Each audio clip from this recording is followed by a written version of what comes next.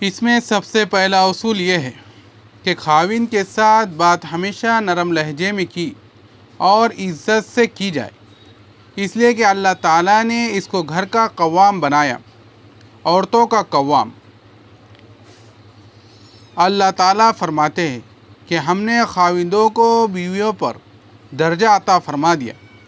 اب جب اللہ تعالیٰ نے ترتیب ایسی بنا دی تو اللہ کی بندیاں اس بات پر راضی ہو، خوش ہو کہ اللہ نے ہمارے میاں کو ہمارا سردار بنایا، ہمارا بڑا بنایا، یہ بھی اس کو بڑا ہی بنا کر رکھے۔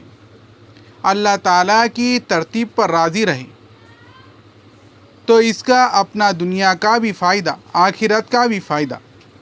مگر دیکھا یہ گیا ہے کہ عورت اگر بوڑھی، اگر پڑھی ہوئی زیادہ ہے یا سمجھدار زیادہ ہے یا عقل مند زیادہ ہے تو یہ پھر خاوند کے ساتھ حاکمانہ لہجے میں بات کرنے لگ جاتی ہے، جیسے آرڈر پاس ہو رہا ہوتا ہے، یا ایسے اس کے ساتھ ڈیل کرنا شروع کر دیتی ہے، اور یہ چیز پھر خاوند کے دل میں نفرت پیدا کر دیتی ہے۔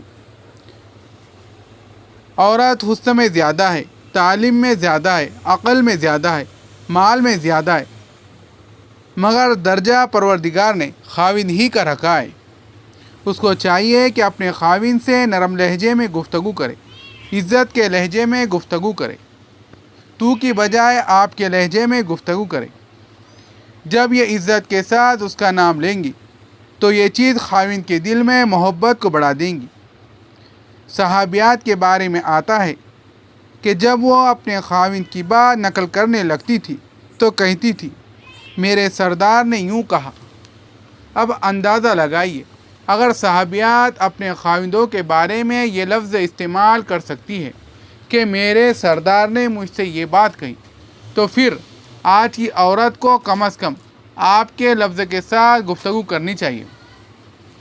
دوسری بات یہ ہے کہ عورت کے اندر صبر و تحمل بہت ہونا چاہیے۔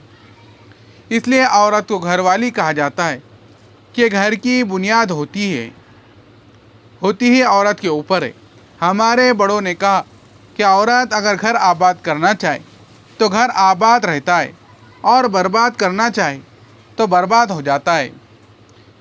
مرد اگر کلہاڑ لے کر بھی اپنے گھر کی بنیادیں گرانا چاہے تو مرد نہیں گرا پاتا۔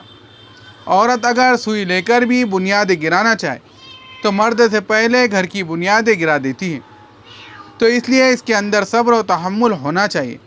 اگر کبھی کوئی بات خلاف طبیعت ہو بھی جائے تو یوں سوچے کہ صبر کرنے والے سے اللہ محبت کرتے ہیں، اللہ کے لیے صبر کر لو۔ تو میں اس بات پر صبر کرتی ہوں، اللہ سے اجر کی امیدوار ہوں۔ تھوڑی دیر یہ صبر کریں گی تو وہی خاوند جس نے کوئی ناگوار بات کر دی تھی وہ اتنی محبت کے موڈ میں آئے گا کہ عورت سمجھے گی کہ اس سے زیادہ محبت کرنے والا دنیا میں کوئی ہو ہی نہیں سکتا۔ آخر انسان ہے اور اس کے اندر احساسات اور جذبات ہیں۔